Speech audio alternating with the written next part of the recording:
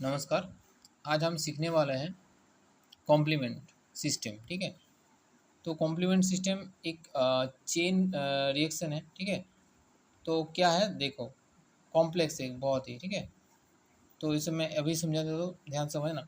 मान लो कॉम्प्लीमेंट जो सिस्टम है उसके अंदर 30 प्रोटीन्स होता है। ठीक है। वो कहाँ से होता है? लीवर से प्रोड्यूस होता है। तो इस प्रोटीन क्या करता है? बहुत सारे प्रोटीन है। तो देखो C1 है, ऐसे है, C2 है, C3 है, ऐसा बहुत सारे हैं, बहुत सारे। तो पहले क्या होता है, C1 अगर मान लो हमारे बॉडी में कोई ऑर्गेनिज्म आ गया बाहर से, ठीक है, वायरस, बैक्टीरिया, कुछ भी। अब वो अगर एंट्री मारता है ना, तो क्या होता है हमारे बॉडी में, जैसे WBC करता है, वो इसका भी उस तरह का काम है। ठीक है। तो ये क्या करेगा, पहले कॉम्प्लीमेंट एक सिस्टम है। ठीक है, कॉम्प्लीमेंट सिस्टम है। तो कॉम्प्लीमेंट सिस्टम एक्टिव हो जाता है। ठीक है। तो जब एक्टिव होता है C1 एक्टिव हो जाता है। C1 के बाद होता है, जब एक्टिव होता है, ये क्या करते हैं, C2 को बोलते हैं भाई तू जग जा, मतलब इनएक्टिव फॉर्म में होता है, उसको जगा देता है। C2 की C4 को नहीं करता है, C2 करता है C4 को। ठीक है। C4 को एक्टिव करने के बाद C4 करता है C3 को।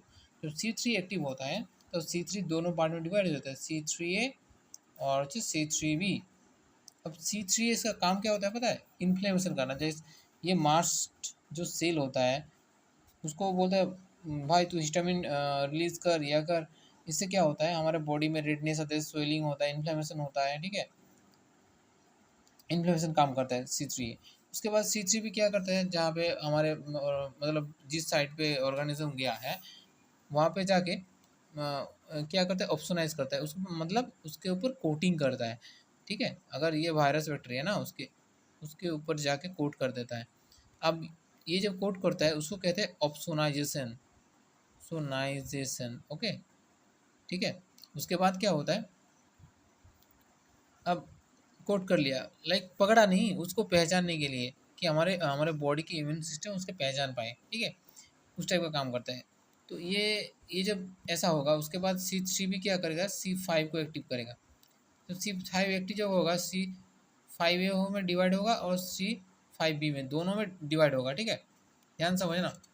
अब ये जब एक्टिव दो पार्ट में हिस्सों में बांट गया ना, अब C5A क्या करेगा कि बोलेगा WBC है, उसके बाद T सेल है, ठीक है, T4 T8 जो भी है, वो उसको दिशा देगा है, भाई यहाँ पे है, चल आजा। C3B ने उसे इस जगह पे कोट किया है बॉडी के, चल आजा।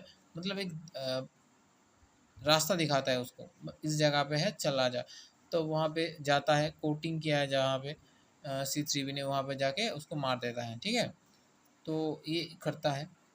तो मान लो अगर ये इससे नहीं मरा या किसी कारण से हो सकता है कि नहीं हुआ, तो बोले भाई तू नहीं कर पाया, ठीक है, मैं खुद ही कर लेता हूँ। तो क्या होगा, C5B एक्टिव करेगा। चल, वो तो काम नहीं किया, C5B को, C5B क्या करेगा, C7 को करेगा, 6 को करेगा, C6 C7 को करेगा, C7 C8 को करेगा, C8 C9 को करेगा। इस तरह से पूरा सब मिल के क्या करता है, एक कॉम्प्लेक्स बनता है। ठीक है।